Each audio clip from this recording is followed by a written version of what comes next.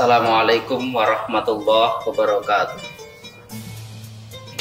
Alhamdulillahirabbil alamin wa bihi nasta'in wa ala umuri dunya waddin. Wassalatu wassalamu ala asrofil anbiya wal mursalin wa ala alihi wa sahbihi ajma'in. Kaum muslimin yang dirahmati oleh Allah Ta'ala, alhamdulillah, segala puji dan sanjungan serta rasa syukur kita hanya milik Allah Subhanahu wa Ta'ala. Allah yang telah menciptakan kita dengan fasilitas yang tanpa batas, disertai dengan berbagai macam petunjuk agar hidup kita selamat dunia dan akhirat. Salawat dan salam Allah semoga tercurah kepada beliau baginda Nabi Muhammad sallallahu alaihi wasallam. Beliau manusia pilihan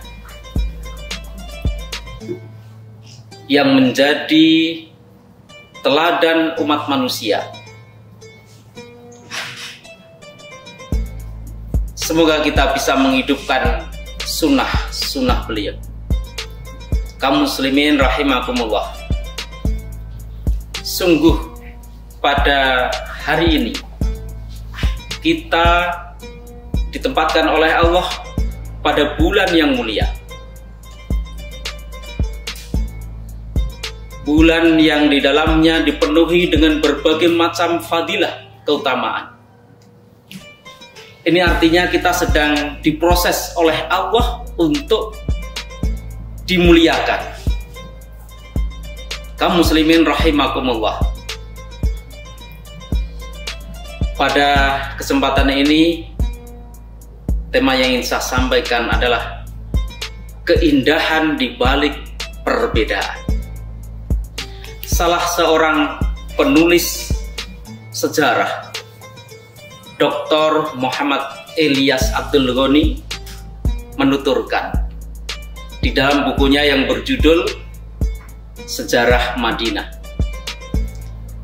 kira-kira sekitar 600 meter sebelah utara Masjid Nabawi terdapat salah satu masjid Bani Muawiyah. Di masjid itu terjadi peristiwa yang sangat prinsip. Ketika itu Rasulullah Shallallahu Alaihi Wasallam mampir, kemudian sholat dilanjutkan dengan beliau berdoa yang sangat panjang, dan doanya diijabahi oleh Allah.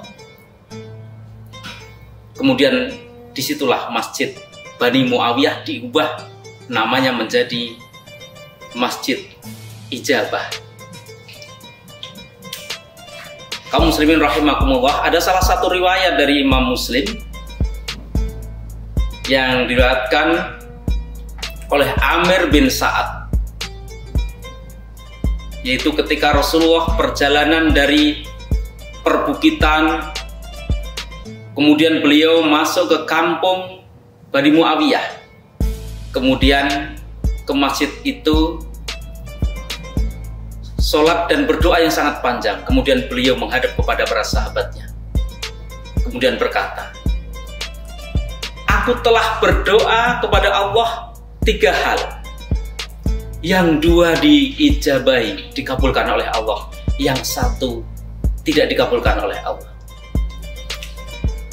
3 hal itu adalah, yang pertama, aku memohon kepada Robku agar umatku tidak dibinasakan karena kekeringan dan kelaparan. Kemudian Allah mengabulkannya. Kemudian aku berdoa agar umatku tidak dibinasakan di dalam dan ditenggelamkan. Kemudian Allah mengabulkannya. Kemudian aku berdoa kepada Allah, kepada Robku, agar umatku tidak dibinasakan karena fitnah dan perbedaan, tapi Allah tidak mengabulkan. Kaum muslimin rahimakumullah. Dari riwayat ini memberikan kabar kepada kita, sesungguhnya perbedaan itu adalah sunatullah, ketetapan Allah yang tidak bisa dihindarkan. Tidak mungkin kita terbebas dari perbedaan. Dari riwayat ini pula, sesungguhnya Allah mengkabarkan lewat Rasul-Nya bahwa Allah menghendaki kehidupan manusia itu heterogen, bervariasi, berbagai warna. Sebagaimana Allah memfirmankan di dalam surah An-Nahl ayat yang 93. A'udzubillahi minasyaitonirrajim. Walau sya'allahu laja'alakum ummatan wahidah.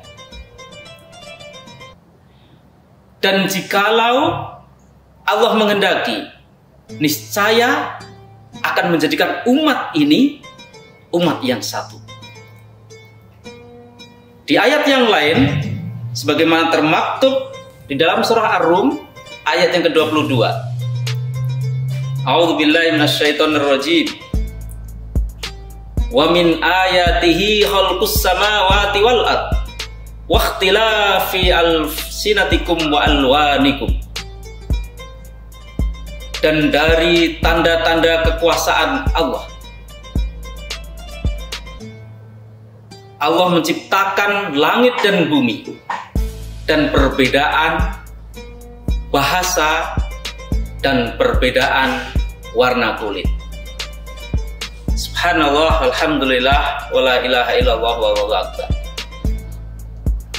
Sesungguhnya Allah sendiri berkehendak bahwa hidup ini warna-warni, berbeda-beda, beraneka ragam. Kalau kita pernah menghadiri ke suatu tempat, mendatangi ke satu tempat, di situ tumbuh beraneka macam tanaman, tumbuh bunga-bunga. Kalau saja bunga itu satu warna, seandainya saja bunga itu satu warna, mungkin taman bunga itu menjadi tidak menarik lagi dan orang akan bosan. Tapi karena Allah menciptakan bunga itu beraneka warna, maka menjadi indah, maka menjadi menarik dan tidak membosankan. Begitu pula, sesungguhnya umat Islam itu sumbernya sama, Al-Quran dan Sunnah. Sumber yang sama itu akan dipahami oleh umatnya. Tentu karena pemahaman yang berbeda-beda, maka hasilnya juga berbeda-beda.